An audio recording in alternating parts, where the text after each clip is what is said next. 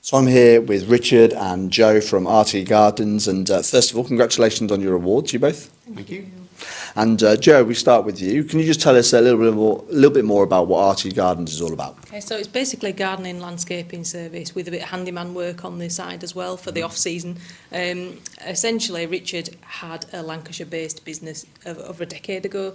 We have recently got married and started this business this year in Yorkshire. So he's essentially started from scratch, so no customers, no tools or anything, built it up over the last few months, and he's done a fantastic job. So there's a lot of physical work involved, so gardening, landscaping, heavy duty, heavy lifting type stuff. There's a lot of the maintenance type things and all sorts of garden services you can think of that Richard will do, and the customers just keep coming back for more work, recommending him by word of mouth as well. So it's grown so much this year.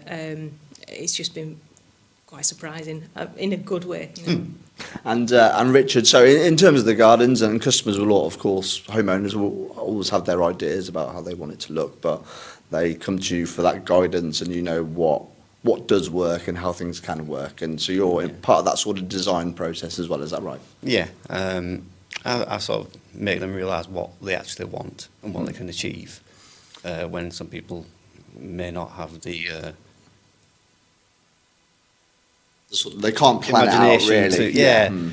Not the imagination to think what they want, but sort of what they can achieve with what their budget is. Yeah, exactly. And they obviously don't have the expertise, and that's where they come to you, and you have that, so you know that, well, this is what we can achieve. So you do try and sort of maximise their budget in a sense of, we'll make it as good as we can do. Yeah, and I also give them the opportunity to upscale their plans as well. So if they've got a budget of 10,000, but they can get something a lot better for 12.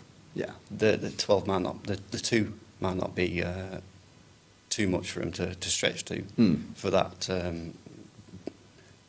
better. Yeah, to take the project up to another level, effectively. Yeah. And Joe, in terms of course, Richard, a lot of residential projects naturally as a gardener and landscaper, but some commercial side as well. Can you tell us a little bit more about that? Yeah, so Richard's been working with a couple of charities, and they've got properties that need assistance from somebody who is trustworthy and professional, and from starting with one charity, they recommended him to others as well. So it's a really, really encouraging sign that his work speaks for itself.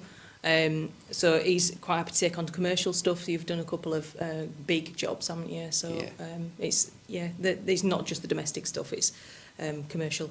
And also the sort of landscaping, the handyman side of it, as I mentioned before, we've done outfitting of student accommodation, refitting, that kind of thing. So it's not necessarily just gardens, it's property as well. So landlord support, things like that. So it's a bit of, a bit of both. And something else, Richard, that really showcases your expertise is the level of aftercare you offer as well, which also is a bit of a unique element to the business, because perhaps a lot of others, they do the project, they might do it very well, but then that's it. That's their ties with the customer done. But it goes on a bit more after that for you, doesn't it? Yeah, a lot of business they sort of fix and forget, and then that's it. The customer's gone, or they might come back for some more work. But I like to look after my customers, so they're happy after I've finished, which usually translates into more work because they want extensions and improvements and more, because I am looking after them like the family really, rather than I'm just trying to get the work from them. Yeah, and of course, and then you're designing it, and there's lots of different plants that people could have in their gardens, and plants are so different, aren't they? The between the species, as it were, and you help them maintain those and ensure their garden's actually looking good throughout the year. Is that right? Yeah. There's no point wasting your money on plants, and then for them to just die a few months later. Couple of months, It's not cost effective to do that. So to teach them how to look after them. Is a better way of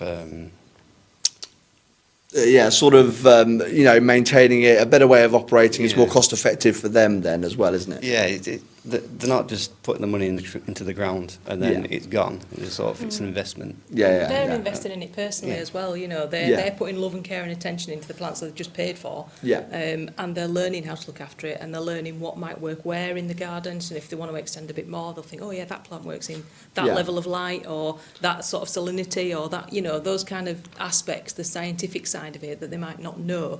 Richard knows, and he probably knows more than he realises he knows as well. So he'll look at a garden and think, oh yeah, we could have that, and he'll plan it out. And then sort of express that vision to the customer, and they'll sort of understand it. But I mean, we've even had customers who want to get involved and help digging the plants in and things like that. So it's kind of, they can get as involved or not as they want. A lot of places wouldn't do that, you know, sort of interact so closely with the customers to teach them and say, you know, well, this is the kind of thing you would. Have you thought about this? Have you thought about this? These are the options you've got. It's just a case of make it look nice and disappear. But Richard doesn't, and that's why he does get people saying, can you come back, or recommending him to relatives, or, you know, next door neighbours or whatever. So, and, you know, and back to that point, obviously, if you get a new garden and it looks nice, or elements of it only look nice for a couple of months, such as the plants, because you don't take care of it. It doesn't make sense, does it? And, you know, if somebody wants to invest in their garden, they obviously care about it. So, you know, you obviously give them the expertise so that they can keep it looking good, don't they? And then obviously come to you if it needs a bit of professional work in that aspect as well. It's an outdoor space, it's part of the home. You almost treat it as though it's an extra extension, it's a dining room or it's a living room. You want to spend time there. It does get forgotten about, the garden. It's sort of like a afterthought of a property. And it doesn't have to be just, let's get it looking good for the summer. Like, you can actually use it in other seasons, in other parts of the year, and enjoy it as well.